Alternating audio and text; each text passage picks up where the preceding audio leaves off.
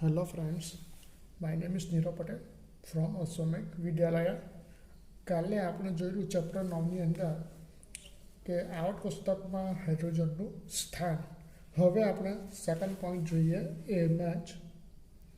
તો ડાયહાઇડ્રોજન જોવાનું છે. ડાયહાઇડ્રોજન એટલે સંજ્ઞા છે એની H2. એમાં પહેલો પોઈન્ટ જોઈએ પ્રાપ્તિ સ્થાન. આપણે શું જોયેલું હતું કાલે? હાઇડ્રોજનનું પ્રાપ્તિ સ્થાન જોયેલું હતું. હાઇડ્રોજન હવે જોવાનું છે ડાયહાઇડ્રોજનનું પ્રાપ્તિ સ્થાન, એટલે કે ડાયહાઇડ્રોજન આપણને ક્યાંથી મળે છે. પહેલો પોઈન્ટ છે H2 આપણને મળશે બ્રહ્માંડ. H2 આપણને ક્યાં મળે છે? તો બ્રહ્માંડની અંદર, એટલે કે બ્રહ્માંડ આખું હોય છે તેમાં બ્રહ્માંડમાં વિપુલ પ્રમાણમાં મળી આવતું તત્વ છે. એટલે કે સૌથી વધારે પ્રમાણ ક્યાં છે? બ્રહ્માંડની અંદર. બરાબર છે. તો બ્રહ્માંડમાં એનું દળ આપેલું છે. તો બ્રહ્માંડમાં એનું દળ કેટલું છે? તો કુલ દળના 70%. એટલે કે કેટલા ટકા છે? બ્રહ્માંડની અંદર 70% છે. એનું પ્રમાણ કેટલું છે? 70%. આગળ જોઈએ આગળનો પોઈન્ટ. તો સૌર વાતાવરણનું મુખ્ય તત્વ છે. સૌર વાતાવરણનું મુખ્ય તત્વ છે પણ H2 ની વાત ચાલે છે. આગળનો પોઈન્ટ બ્રહ્માંડની વાત આવી. તો બ્રહ્માંડમાં કોણ હોય છે? આખું સૌરમંડળ હોય છે, ગ્રહો આવેલા હોય છે, સૂર્ય હોય છે. તો તેમાં 2 ગ્રહની વાત કરી છે. ગ્રહમાં જોઈએ તો પહેલો ગ્રહ છે ગુરુ અને બીજો ગ્રહ કયો છે? શનિ. આ બંને ગ્રહો પર H2નું પ્રમાણ કેવું જ જોવા મળશે? વધુ. કયા 2 ગ્રહ? ગુરુ અને શનિ. આ બધા MCQ માણસ છે કે તેવા સવાલો છે. બરાબર છે. હવે એના પર આપણે ગ્રહ પર પ્રમાણ વધારે જોવા મળશે. તો વજનમાં એનું પ્રમાણ કેવું હશે? આગળનો પોઈન્ટ. તો વજનમાં કેવી છે? H2 હલકી પ્રકૃતિ ધરાવે છે. હલકી પ્રકૃતિ H2 કેવું છે વજનમાં કેવું છે? એ હલકી પ્રકૃતિના કારણે વાતાવરણમાં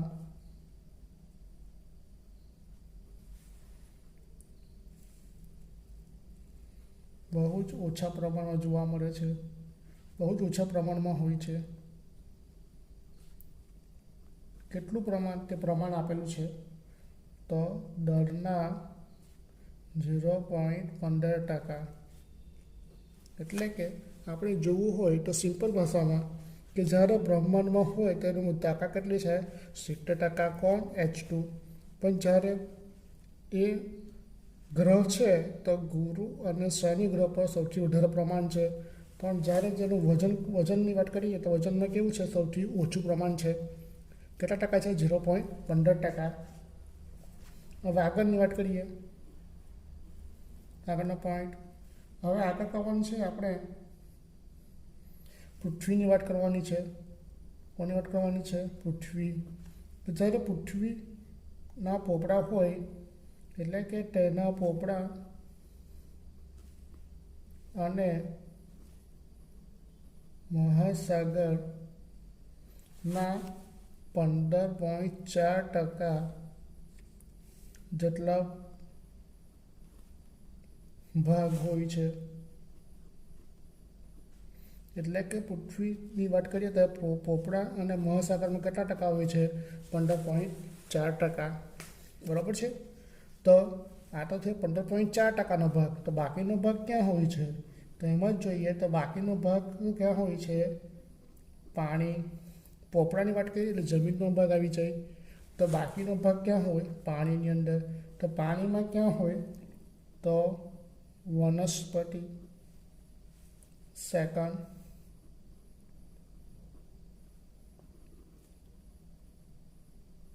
પ્રાણી પેશીઓ. આગળનો ભાગ આગળમાં ક્યાં જોવા મળશે? તો કાર્બોદિત પદાર્થની અંદર.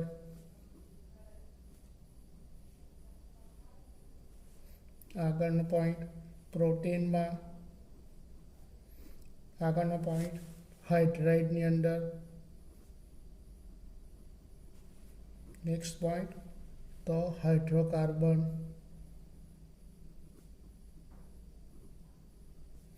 એ બધું શું કરશે? તો હાઇડ્રોકાર્બન. આમાં કોણ આ બાકીનો જે ભાગ છે તે ક્યાં વપરાય છે? પાણીની અંદર ક્યાં વપરાય? તો વનસ્પતિમાં. પ્રાણી પેશી, કાર્બોદિત પદાર્થ, પ્રોટીન, હાઇડ્રોકાર્બન, હાઇડ્રેટ. અને આગળ આવે છે ઘણા ખરા અન્ય શું હોય છે? અન્ય સંયોજનોમાં. પણ શું થાય છે અન્ય સંયોજનની અંદર? તો સંયોજિત સ્વરૂપે હોય છે. અન્ય સંયોજનમાં કયા સ્વરૂપે હોય છે? સંયોજિત સ્વરૂપમાં હોય છે. તો પાણી. બરાબર છે. તે એટલે કોણ? પાણી. પાણીમાં કોણ હોય? તો H2 ની વાત કરી છે. કોની વાત કરેલી છે આપણે? H2. આપણે અત્યારમાં જેટલા પોઈન્ટ જોઈએ એ બધામાં કોની વાત કરવાની છે? H2 ની જ વાત કરવાની છે. બરાબર છે. તો આ થયું આપણે H2નું પ્રેક્ટિસ સ્થાન. અહીંયાથી આપણને H2 ક્યાંથી મળે છે તે આપણે જોયું. આગળ નેક્સ્ટ પોઈન્ટ આવે છે, સૌથી મહત્વનો છે. IMP ક્વેશ્ચન છે. કેવો છે? સૌથી IMP ક્વેશ્ચન છે. એમાં પોઈન્ટ જોઈએ તો હાઇડ્રોજનના સમસ્થાનિક.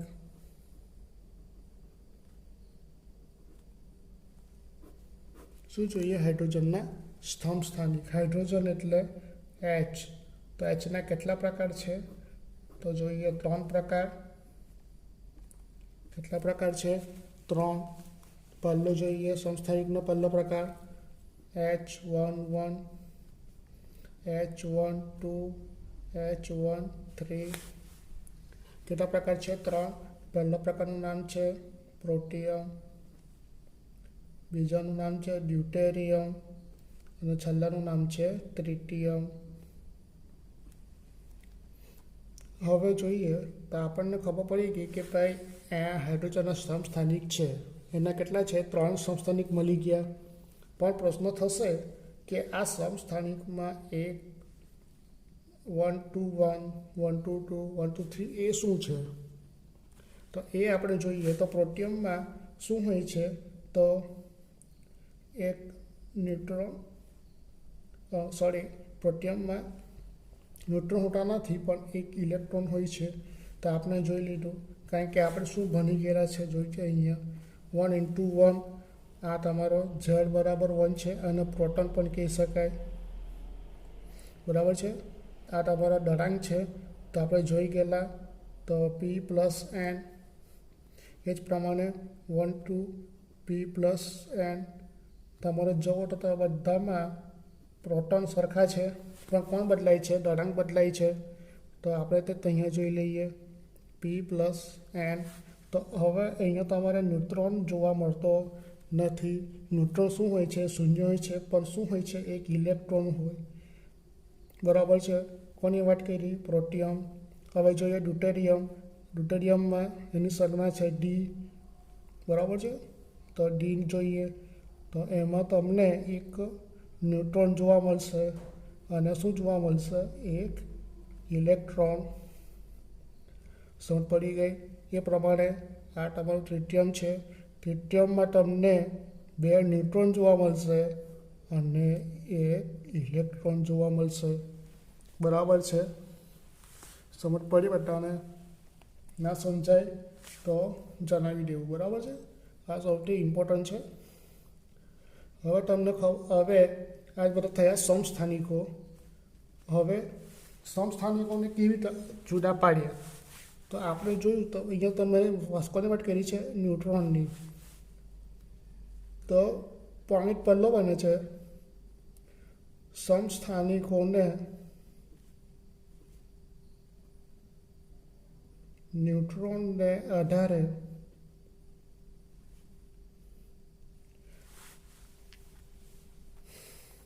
જુદા પાડી શકાય છે.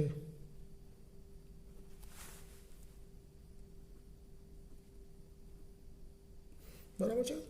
શું કીધું? તો ન્યુટ્રોનને આધારે આપણે શું કરીએ? સમસ્થાનિકોને જુદા પાડી શકીએ. હવે જોઈએ તો આ પહેલો છે પ્રોટિયમ. તો પ્રોટિયમમાં તમે જુઓ તો પ્રોટિયમમાં શું છે? એક પણ ન્યુટ્રોન નથી. તો શું આવશે? ન્યુટ્રોન 0 છે. તો આગળનો પોઈન્ટ તો જોઈએ પહેલું પ્રોટિયમ, એમાં ન્યુટ્રોનની સંખ્યા તો કેટલી આવશે? 0. આગળ ડ્યુટેરિયમ, એમાં પણ ન્યુટ્રોનની સંખ્યા કેટલી આવશે? 1 આવશે, કારણ કે એક કોણ છે? ન્યુટ્રોન આવેલો છે. એ પ્રમાણે આગળ ટ્રિટિયમ, એમાં ન્યુટ્રોનની સંખ્યા કેટલી જોવા મળશે? 2. બરાબર છે? આ 2 શું છે? ન્યુટ્રોન આવેલા છે. બરાબર? હવે આગળનો પોઈન્ટ જોઈએ. હવે આગળના પોઈન્ટમાં શું કર્યું? તો આ જે 3 સમસ્થાનિકો છે એના પર શું કર્યા? અલગ પાડ્યા. કોની તો અલગ પાડ્યા? ન્યુટ્રોનની સંખ્યાને. તો આ જે ન્યુટ્રોનની સંખ્યાને તો આપણે અલગ પાડ્યા છે, એના માટે એક વૈજ્ઞાનિક છે. તે વૈજ્ઞાનિકે શું કર્યું? તો ન્યુટ્રોનનો દર એમને અલગ બતાવ્યા. તે વૈજ્ઞાનિકનું નામ છે હેરોલ્ડ સી યુરેન. અમેરિકન વૈજ્ઞાનિક છે. શું નામ છે? Harold C Urey. એને આ 3 સમસ્થાનિકોને ન્યુટ્રોનની સંખ્યાના દર શું કર્યા? અલગ બતાવ્યા. એ માટે બરાબર છે? તો અલગ બતાવવા માટે એનું શું કર્યું? એક પદ્ધતિ વાપરી. અલગ બતાવતા શું કર્યું? એક પદ્ધતિ વાપરી. કઈ પદ્ધતિ વાપરી? તો ભૌતિક પદ્ધતિ વાપરી. આ ભૌતિક પદ્ધતિથી એમને શું કર્યા? 3 સમસ્થાનિકોને અલગ બતાવ્યા. એ માટે અમેરિકન જે વૈજ્ઞાનિક છે હેરોલ્ડ સી યુરેન, એમને ભૌતિક પદ્ધતિ શું કર્યા? 3 સમસ્થાનિકોને અલગ બતાવ્યા અને તે માટે એમને નોબેલ આપવામાં આવ્યું. બરાબર છે? હવે આગળનો પોઈન્ટ જોઈએ.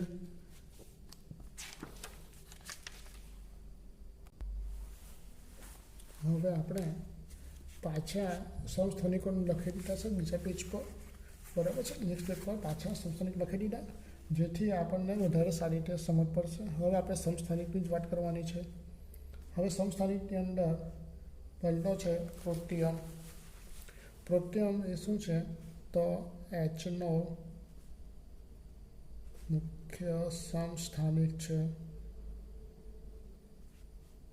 શું છે? Hનો મુખ્ય સમસ્થાનિક. હવે પૃથ્વીની અંદર હાઇડ્રોજનમાં ડ્યુટેરિયમનું પ્રમાણ, એટલે કે હાઇડ્રોજન એટલે કે પ્રોટિયમ,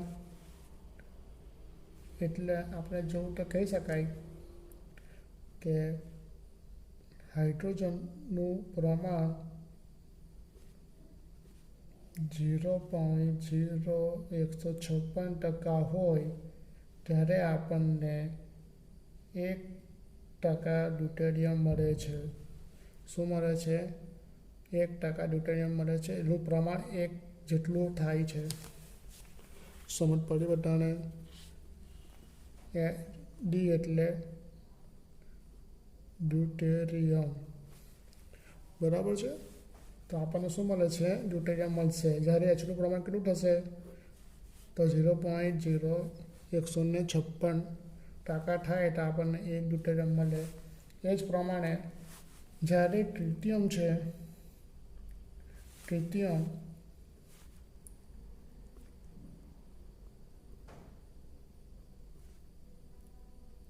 પ્રમાણ કેટલું થાય? જ્યારે ટ્રિટિયમ છે એનું પ્રમાણ જોઈએ, એનું પ્રમાણ કેટલું થાય તે આપણે જોઈ લઈએ. તો એના માટે શું કરવાનું? તો માની લો કે ડ્યુટેરિયમ છે અને ટ્રિટિયમ. તો જ્યારે ડ્યુટેરિયમનું પ્રમાણ 10⁸ થશે ત્યારે આપણને એક ટ્રિટિયમ મળશે. શું મળશે? ટ્રિટિયમ મળશે.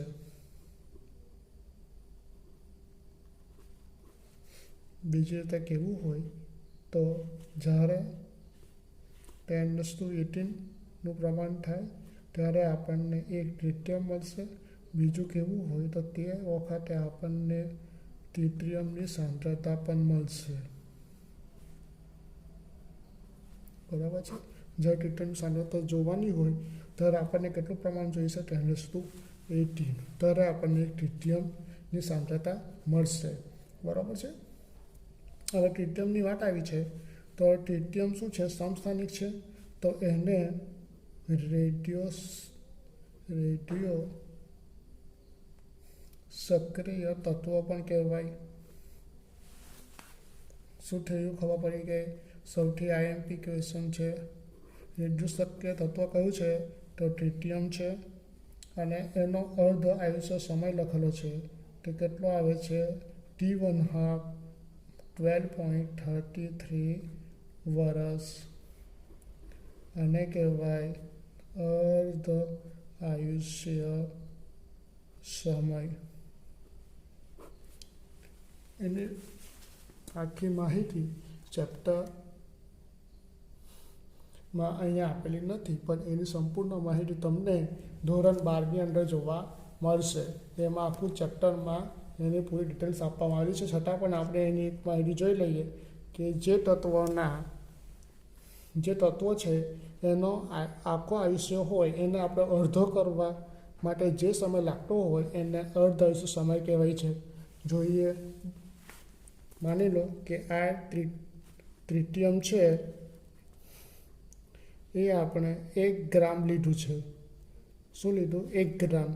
તો એમાંથી આ જે બીટા કણો છે, બીટા કણો એનું શું થયું? ઉત્સર્જન થવા લાગ્યું. કેટલા ગ્રામ લીધો? 1 ગ્રામ. તો શું થયું? બીટા કણોનું ઉત્સર્જન થવા લાગ્યું. તો ઉત્સર્જન થઈ ગયું. બરાબર છે? તો શું થશે? ગ્રામમાં ઘટાડો થશે. તો 0.5 ગ્રામ જેટલું થાય ત્યારે આપણે શું કરવાનું? એનો સમય નોંધી દેવાનો. તો હતું કેટલા ગ્રામ? 1 ગ્રામ. થયું કેટલું? 0.5 ગ્રામ. તો થયું અડધું. તો તે વખતે જે સમય આપણને મળશે તે શું થશે? તો ટ્રિટિયમનો અર્ધ આયુષ્ય સમય છે કહી શકાય. જે આપણને અહીં આપેલો છે તે કેટલો છે? તો 12.33 વર્ષ. આ શું થયો? એનો અર્ધ આયુષ્ય સમય. સમજ પડી ગઈ બધાને? આને કહેવાય અર્ધ આયુષ્ય સમય. હવે આગળ જઈએ તો આગળ શું થશે? તો આ ટ્રિટિયમ એ શું કરશે? તો ઓછી ઉર્જાવાળા બીટા કણોનું શું કરશે? ઉત્સર્જિત કરશે. શું કરશે? ઉત્સર્જિત કરશે. કોણ? આ ટ્રિટિયમ કરશે. બરાબર છે? આ સૌથી આઈએમપી ક્વેશ્ચન છે, એક્ઝામમાં આવી શકે ટૂંકા પ્રશ્નોમાં. બરાબર છે? ટ્રિટિયમ શું કરશે? તો બીટા કણો જે હોય કે એની ઉર્જા ઓછી હોય એટલે શું કરે છે? ઉત્સર્જન કરે છે. અને એનો અર્ધ સમય કેટલો તમને જોવા મળશે? તો 12.33 વર્ષ. બરાબર છે? આગળનો પોઈન્ટ. હવે આગળ શું કહે છે કે સમસ્થાનિકોને આપણે વાત કરીએ તો સમસ્થાનિકોની અંદર ઇલેક્ટ્રોન રચના પણ આપણે જોવા મળી. બરાબર છે? તો એની ઇલેક્ટ્રોન રચના આપણને કેવી જોવા મળશે? સમાન. જો ઇલેક્ટ્રોન રચના સમાન હોય તો એના રાસાયણિક ગુણધર્મો પણ તમને કેવા જોવા મળશે? સમાન જોવા મળશે. બરાબર છે. અને જો એના રાસાયણિક ગુણધર્મો પણ સમાન હોય તો આ સમસ્થાનિકની અંદર બંધ વિયોજન એન્થાલ્પી છે એમાં પણ આપણને તફાવત જોવા મળશે. પટ્ટી છે. બંધ વિયોજન એન્થાલ્પીનું મૂલ્ય તમને કેવું જોવા મળશે? અલગ અલગ જોવા મળશે. બરાબર છે. જ્યારે સમસ્થાનિકોના દળના તફાવતને કારણે તેઓના ભૌતિક ગુણધર્મોમાં પણ તફાવત જોવા મળશે. જોઈ લઈએ પોઈન્ટ. સમસ્થાનિકની અંદર ઇલેક્ટ્રોન રચના સમાન, તો કોણ સમાન હોય? રાસાયણિક ગુણધર્મો પણ આપણને કેવા જોવા મળે? સમાન. પણ શું અલગ હોય? તો બંધ વિયોજન આયનીકરણ એન્થાલ્પી અલગ હોય, એટલે કે જુદી જુદી હોય. તો શું હોય? તો જે સમસ્થાનિકના જે એ અલગ અલગ હોય, તફાવત જોવા મળે, તો એના જે ભૌતિક ગુણધર્મો છે તો ભૌતિક ગુણધર્મોમાં પણ તફાવત જોવા મળે છે. સમજ પડી ગઈ?